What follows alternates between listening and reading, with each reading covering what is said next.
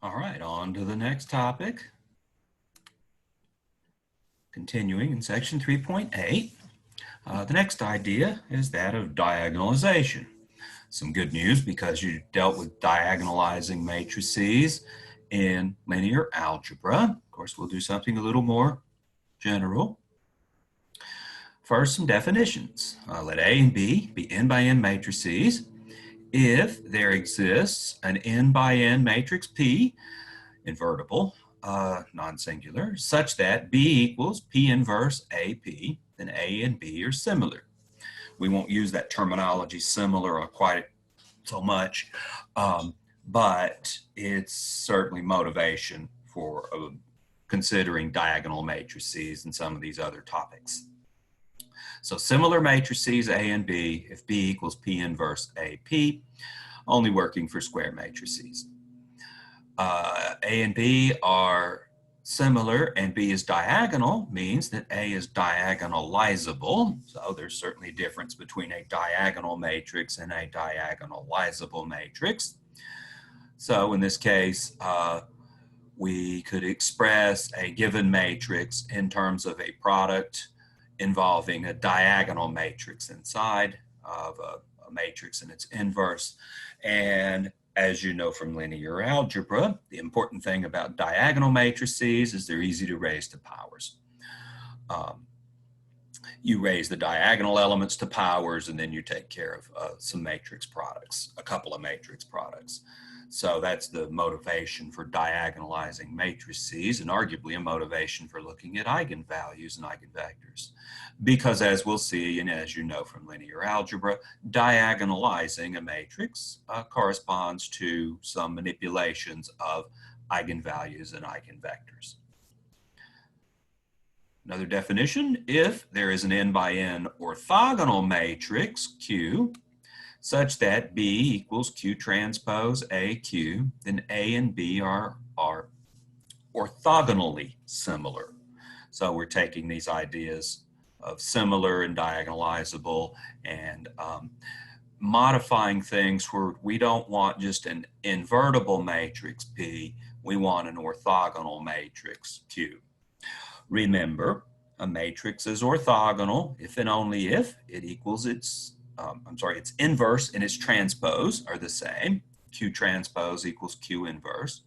So when we write this, we could, by a theorem 3 point something, we could replace the Q transpose with a Q inverse, a property of orthogonal matrices.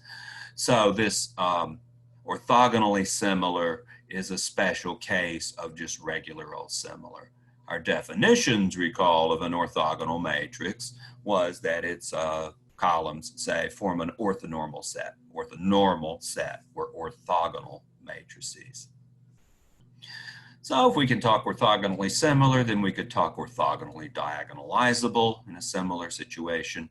If B is diagonal and A and B are orthogonally similar, then A is orthogonally diagonalizable. And we could write A as this product. This is called an orthogonally diagonal factorization of matrix A.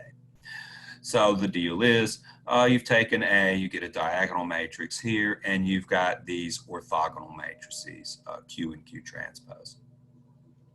If A and B are orthogonally similar, and B is upper triangular, then writing A as Q, B, Q transpose is called a sure factorization of matrix A. Okay, we dealt with sure complements recently. This is something different. This is a factorization.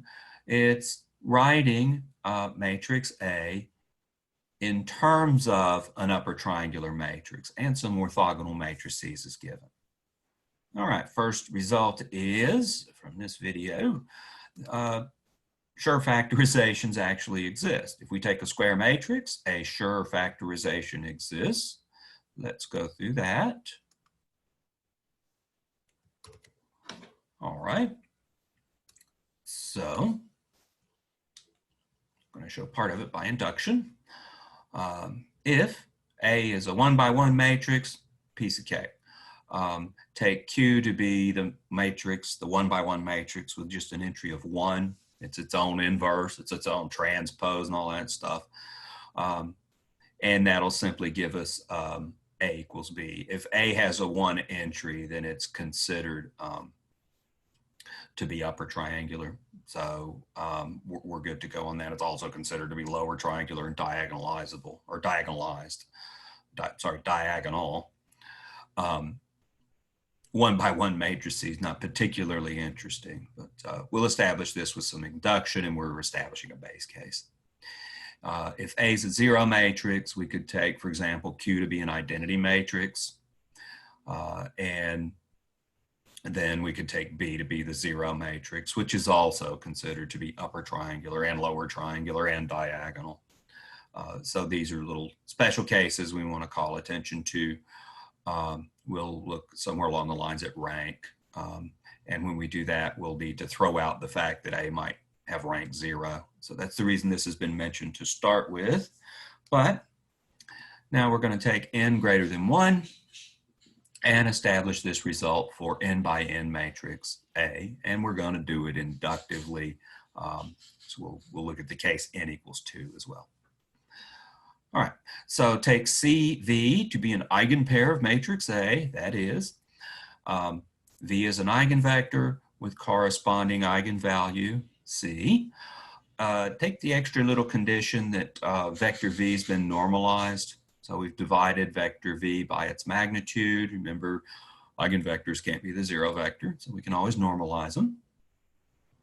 So we've got a unit vector, V, an eigenvector that corresponds to eigenvalue C, form an orthogonal matrix U as follows.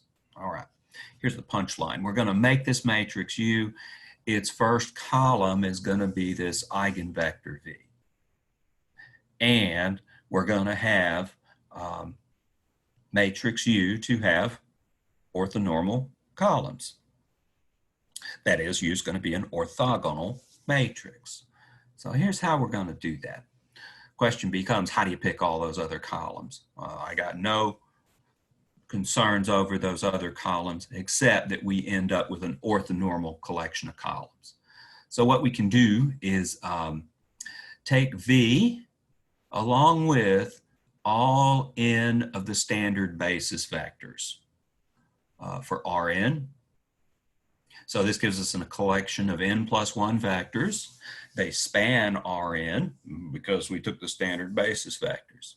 So you got one too many vectors for basis. What we're going to do is take that collection of n plus 1 vectors with V chosen first and apply the Gram-Schmidt process to it. All right, the Gram-Schmidt process will take that spanning set of Rn. It'll keep vector V, because it always keeps the first vector. Remember the Gram-Schmidt process keeps the first vector. Might normalize it, but we started with a unit vector, so we're good. Keeps that first vector, at least the direction of it. And then it goes through the rest of the vectors and creates an orthonormal basis. Well, we got one extra vector in this collection. A basis will have n vectors, and we're starting with a spanning set of n plus 1 vectors. So one of them will get thrown out. One of them will become a 0 vector when we apply the Gram-Schmidt process. But when we're done, we'll have an orthonormal basis for Rn that will include vector V. It'll be the first vector. The other stuff, it's an orthonormal collection, and that's all we need. So that's how we're going to make matrix U with vector V as its first column. If we let U sub 2 represent the remaining n minus 1 columns of this matrix U, this is what we need to denote the remaining columns. We're going to apply induction. So we'll concentrate on this U sub 2 matrix here soon. All right, so we get matrix U to have as its first column vector V, which is an eigenvector for matrix A, and these U sub 2's. All these column vectors here, I don't know anything about these column vectors in terms of being eigenvectors or anything. What I know is matrix U is an orthogonal matrix because its columns form an orthonormal set. That's what the Gram-Schmidt process gives you. All right. Let's consider, this is going to be a bit of computation. U transpose A U. And we're trying to show A has a sure factorization. So we want something that reads A equals, but we'll move these U's around here shortly to get that. So consider U transpose A U. All right. We had the U matrix written as V augmented with U2, if you like. So if we transpose this U matrix, what that amounts to is taking this kind of horizontally partitioned matrix and transpose turns it into a vertically partitioned matrix, and we pick up transposes on the parts in the partition. So we pick up a V transpose and a U2 transpose. We've done this a few times at least. Okay. Let's take the A matrix inside this first partitioned matrix. So that'll go in giving us these components, well, these partitioned submatrices. Multiply times this partitioned matrix. So do your row times column thing. This could take a while. Trust me, I've double checked all this. So you do the row times column type of multiplication. That produces this partitioned matrix. And notice what we've got is A times vector V and A times vector V in these two places. But wait, vector V was an eigenvector for matrix A with corresponding eigenvalue C. That's how this started. So we know A times vector V equals scalar C times vector V. And we can replace these two appearances of A times vector V with C times vector V. C is a scalar.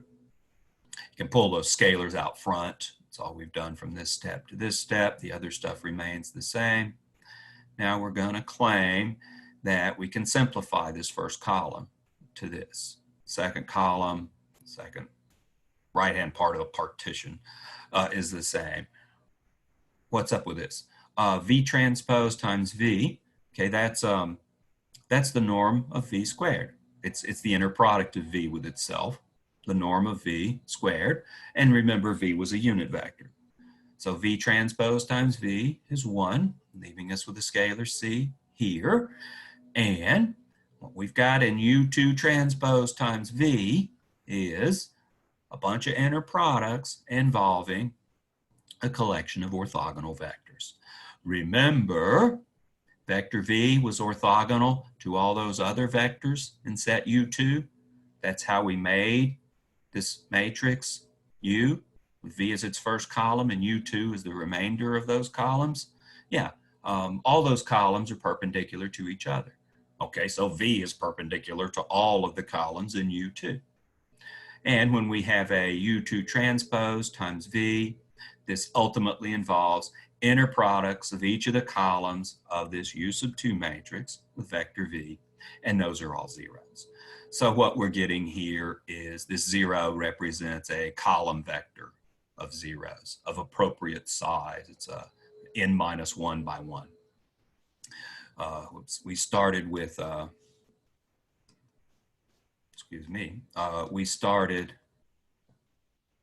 we started with an n by n matrix, right? So this is being done with square matrices. So we've got n by n matrices in all throughout this particular equation, implying this must be n minus 1 by 1 because that's just a little scalar up there. All right. And let's see, U2 transpose A, U sub 2, this lower right-hand stuff. If I go through and look at the dimensions, if this is a scalar, let's see, we got a column vector here, n minus 1 by 1. Must have a row vector here, 1 by n minus 1. Implying the dimensions of what we have down here is n minus 1 by n minus 1. And remember, we were trying to do this by induction. So we've found a matrix smaller than matrix A that we're currently working with. So what we're going to do is apply the induction hypothesis. There exists a sure factorization of this matrix.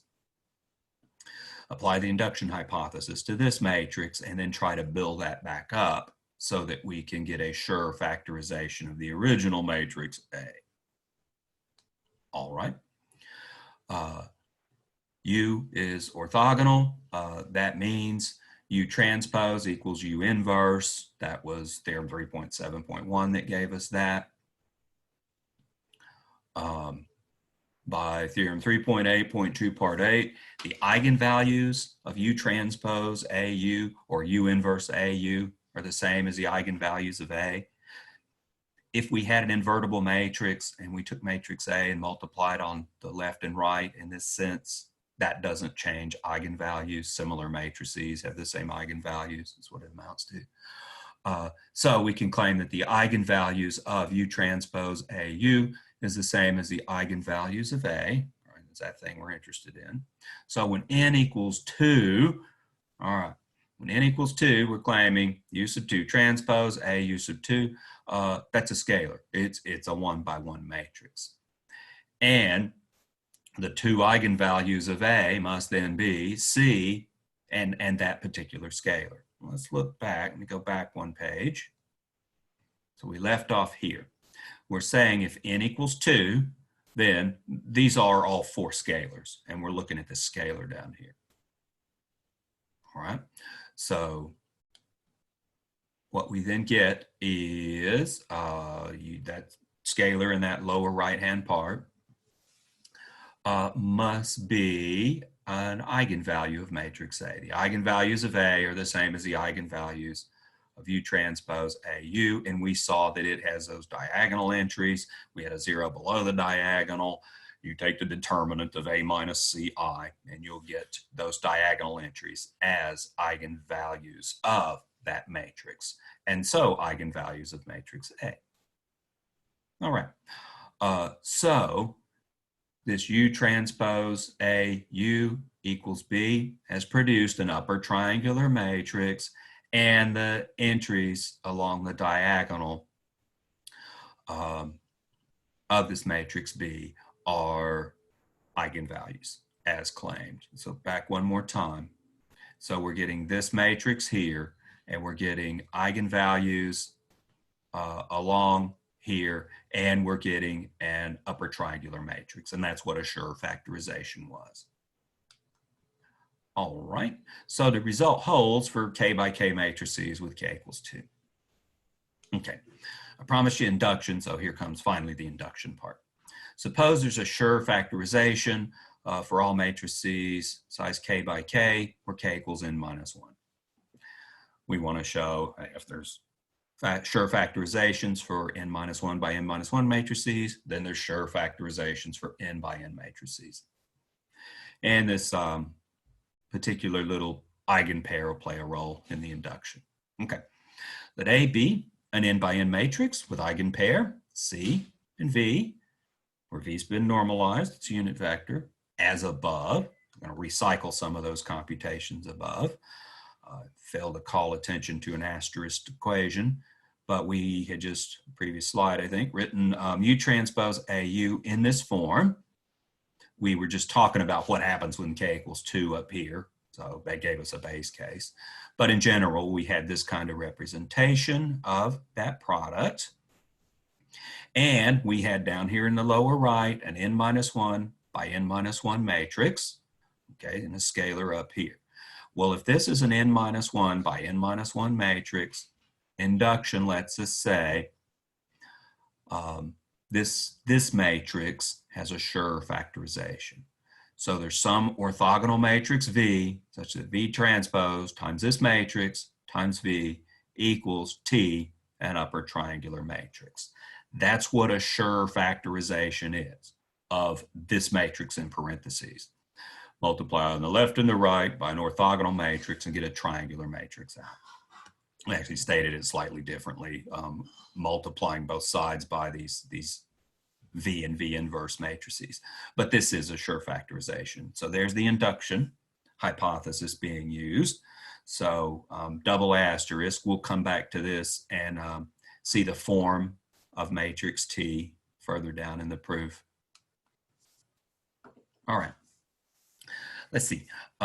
Q equals U times this, define matrix Q as such. U we had above, the V matrix we just introduced.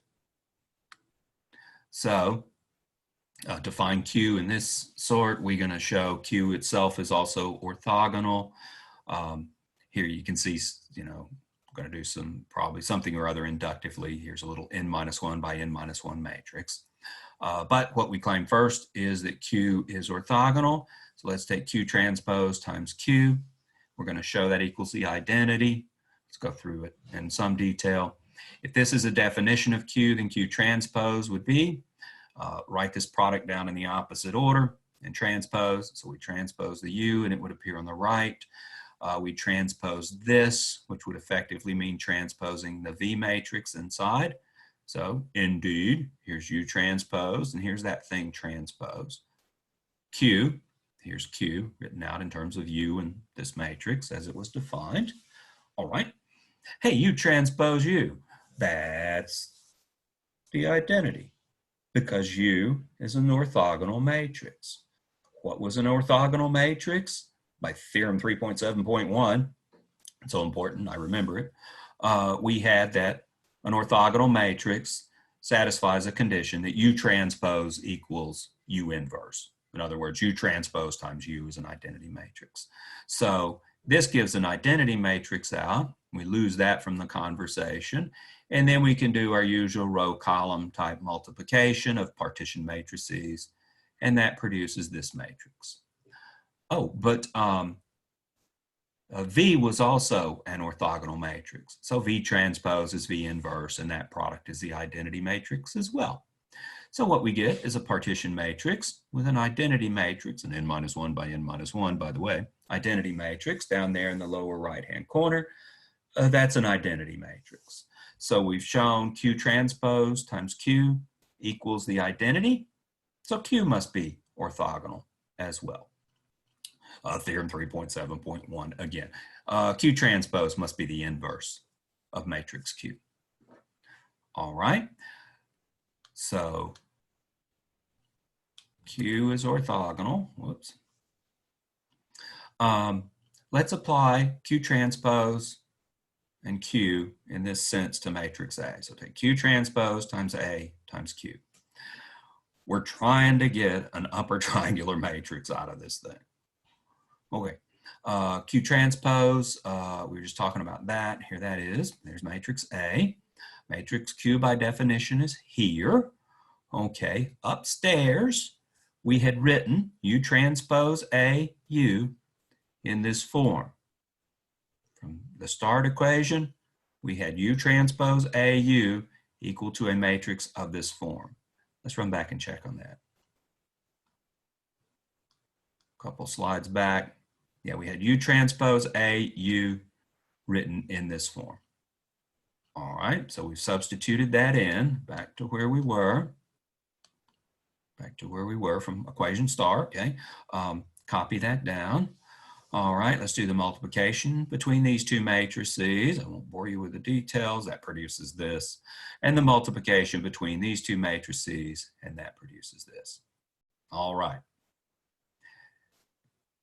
Does the matrix V transpose U sub 2 transpose A U sub 2V ring a bell? That's what we had in the double star equation. And that was that matrix T that we had. We had parentheses around the center 3. V transpose U sub 2 transpose A U sub 2 V equals a triangular matrix T. Let's go back and look at that too. Previous slide. Yeah, V transpose U sub 2 transpose A U sub 2 V equals T, a triangular matrix. Was the induction hypothesis that got us there.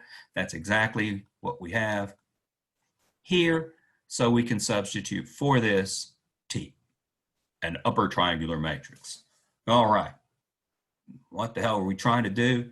Trying to show there's a orthogonal matrix that I can multiply, say, on the left and the right as given, Q transpose AQ. Do this to matrix Q and produce a triangular matrix. That's a sure factorization. I moved the Q transpose and the Q to the other side, and it's called the Q factorization, sure factorization. But is this upper triangular? Yeah. That's just a scalar. Got zeros below it. This is an upper triangular matrix. So below the diagonal are only zeros. And the diagonal of this triangular matrix is the diagonal of the big matrix there. Call it B. All right, so that's effectively it. We've got Q transpose AQ written as this upper triangular matrix. If you like, I can take the Q transpose to the other side as a Q, other side of the equation. We get A equals Q, B, Q inverse, or Q transpose. Q inverse, Q transpose, same thing for orthogonal matrices. But that establishes that there's a sure factorization of this matrix A. For matrices of size n, mathematical induction says all n by n matrices have a sure factorization. All right, what's next? Okay. If B is written as Q transpose AQ, Q is orthogonal and B is diagonal, then from some of the results from the past, we'll look this up, the eigenvalues of A are the same as the diagonal elements of B. Theorem 3.8.2, I think I got that back here. I'm interested in parts 5 and parts 8.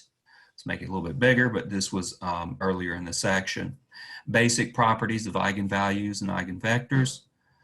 The two we're interested in were 5 and 8. 8, let's look at first, says if A and B are n by n matrices, B inverse exists, then the eigenvalues of B, A, B inverse are the same as the eigenvalues of A. So if I multiply A on the left and the right by the appropriate matrix B and B inverse, we get the same eigenvalues for that thing as we get for that thing. Part 5 says if we have a diagonal or a triangular matrix, then the diagonal entries of such a matrix are the eigenvalues of that matrix. So diagonal entries of a diagonal or triangular matrix, the diagonal entries are the eigenvalues. Think how you take determinants, and that should make sense. Okay, where were we? We weren't there, sorry. We were there, okay. Well, that's exactly what we've got here. B here we're saying is a diagonal matrix. Well, this is an inverse times matrix A times another matrix. This is Q inverse AQ. Remember Q transpose and Q inverse, same thing for orthogonal matrices. So what's up with the eigenvalues of matrix A? That would be, as we just saw, the diagonal elements of matrix B, because matrix B is a diagonal matrix. If we had a sure factorization, same story. Now B is upper triangular. That's what a sure factorization was. Okay, then the eigenvalues of A will be the diagonal entries of B in that case as well, assuming we get the relationship as given. Now the eigenvalues can be the same, but the eigenvectors don't have to be the same. Eigenvalues of these similar matrices, they're the same, but not necessarily with the same eigenvectors. This is shown, asked to be shown probably by example in exercise 3.19. Let A be an n by n matrix. Let C be a diagonal matrix with diagonal entries as eigenvalues of A repeated according to multiplicity. Let V be a matrix with the ith column as an eigenvector corresponding to eigenvalues C sub I. All right, you've done this before. You did this when you were diagonalizing matrices. So we've started with matrix A. Presumably we found its eigenvalues and its eigenvectors. We put the eigenvalues in matrix C along the diagonal. We put the eigenvectors in matrix V as columns in corresponding positions. You put the first eigenvalue in the 1, 1 entry of this matrix. You put a corresponding eigenvector in the first column of vector V. Second eigenvalue, second eigenvector. the correspondence between eigenvalues and eigenvectors as given. We're going for diagonalizing matrices and what conditions that requires on a matrix. It's conditions that concern the eigenvectors. But we're going to claim that under these conditions, and only under these conditions, we get the matrix product equality, matrix A, the matrix we started with, times matrix V, the one that contains the eigenvectors as columns of matrix A, equals matrix V times matrix C. Matrix C is that diagonal matrix. So if B is invertible, you get an A equals V, C, V inverse style thing that we were talking about before. If V is invertible, V might not be invertible. Actually, I'm kind of interested in when V is invertible. If V is invertible, then we've got a diagonalization of matrix A. So I'm really interested in what's the conditions under which a matrix is diagonalizable. All right, if V is invertible, well, that's equivalent to saying the rank of V equals n. We're dealing with n by n square matrices throughout this conversation. So we need matrix V then to be non-singular. That means square and full rank. Rank of V equals n. That would imply then linear independence of the column vectors of V. The dimension of the column space would be n, and V has n columns. Okay, then those n columns would be a basis for the column space, so they'd be linearly independent. Linearly independent columns of matrix V, but wait, we made matrix V by putting eigenvectors in of matrix A as its columns. So saying V is invertible is equivalent to saying the eigenvectors of matrix A are linearly independent. Eigenvectors associated with distinct eigenvalues. Well, with different eigenvalues. Some details to be ironed out here. All right, so what we're going to establish first, though, without this invertibility stuff just yet, is this equality. And the proof of this is it's not horribly lengthy. It's not short either, but we're going to get a lot of mileage out of this in the diagonalization and diagonalizability conversation that follows. All right, so the claim is what was exactly just described. Take matrix A to have C1 through C sub n as its, take C1 through C sub n to be scalars, possibly complex. And V1 through V sub n be non-zero n vectors. We're going to say conditions under which these are eigenvalues with corresponding eigenvectors.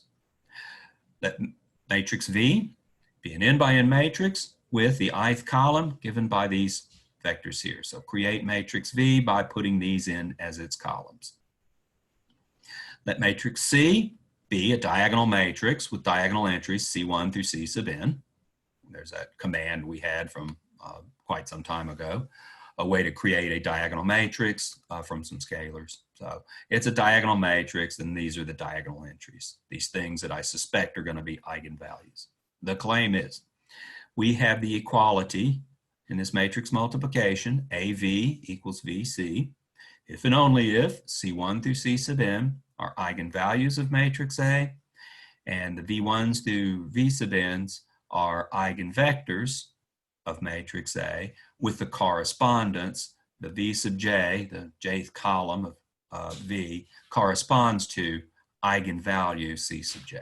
So we get a correspondence between eigenvectors and eigenvalues. If and only if claim AV equals VC, if and only if eigenvalues and corresponding eigenvectors, with it understood that matrices V and C were constructed as described. Okay, let's go through proof of that. And it's not that involved, but it is a bit lengthy. Oh, sorry, take it back. It's not lengthy at all. Excuse me. We will get a bunch of mileage out of this, though. There's lengthy ones coming. Some of these are quite involved. I take it back, not this one. All right, what do you get for the jth column of V times C? Well, V is the matrix with these columns. You could maybe view this as a partitioning if you like. And matrix C is a diagonal matrix with these along the diagonal. So the jth column would be C sub j times V sub j, and that could use some explaining. When you do this kind of thing, multiplying on the right, remember what you'll get is a linear combination of these things on the left with coefficients given by the columns over here. So if we look at the jth column, you've got 0, 0, 0, 0, C sub j, 0, 0, 0, 0. That's a diagonal matrix, the jth column over here. So you'll get a linear combination with 0 times this, 0 times this, 0 times this, or 1 times V sub j, I'm sorry, C sub j times V sub j, plus 0 times the next one, plus 0, plus 0, plus 0. Think of it in terms of linear combinations in the jth column, and that'll give us C sub j times vector V sub j. You can also write it out in terms of components and convince yourself of this, but it's cleaner to think about it in terms of linear combinations, as we've done many times. What's up with the jth column of A times V?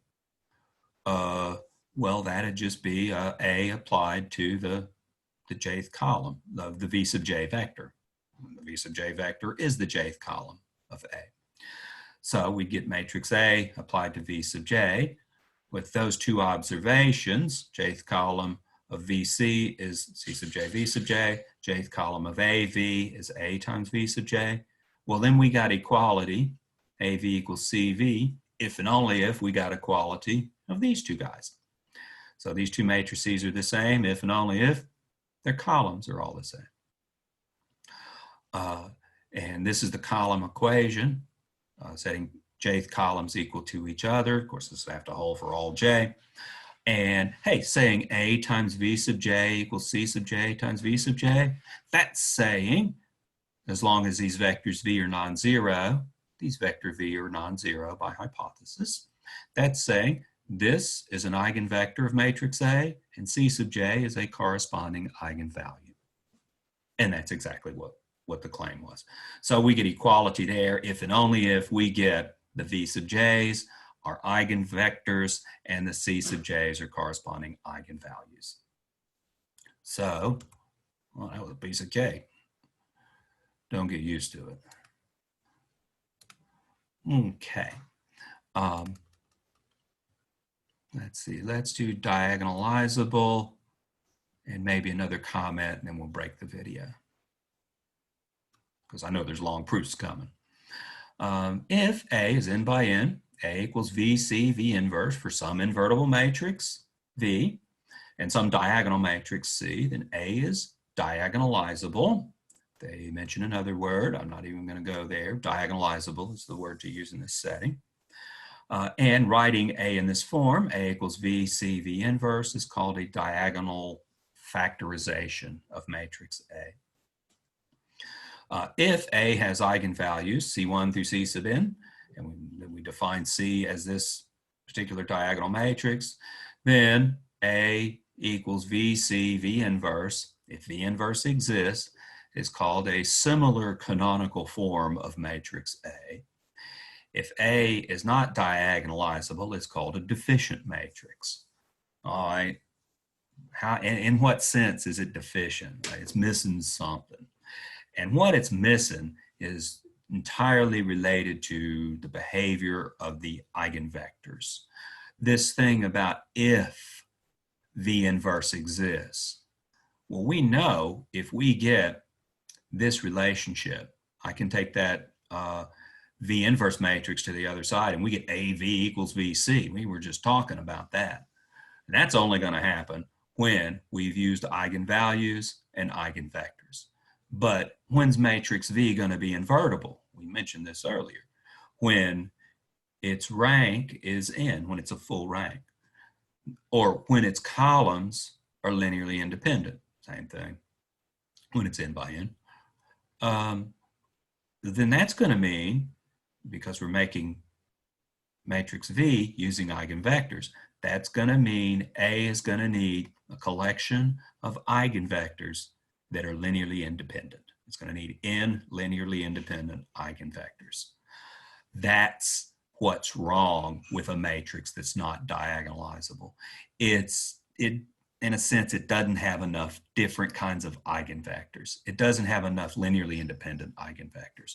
An n by n matrix with less than n linearly independent eigenvectors, that's a deficient matrix. So that's the deficiency. I don't think they explicitly state that in here, but it's implied by a bunch of the observations. All right. Yeah, I just verbally mentioned this. So the eigenvalues of A, if they're distinct, Theorem 3.8.8 said distinct eigenvalues implies the rank of a matrix is n. If the rank is n, that means the columns are linearly independent, and that means the eigenvectors, the collection of eigenvectors used to create V, are linearly independent. All right, well, hey, that's full rank and the inverse exists. So if matrix A has distinct eigenvalues, then we're good to go. A is diagonalizable. There's more to it than that, though. It's related to algebraic multiplicity and geometric multiplicity. The diagonalizability theorem stated kind of in different verbiage, but it basically amounts to algebraic and geometric multiplicities of all eigenvalues being the same. But let's go ahead and cut the video there, and we'll pick up with the diagonalizability theorem next. I will see you there.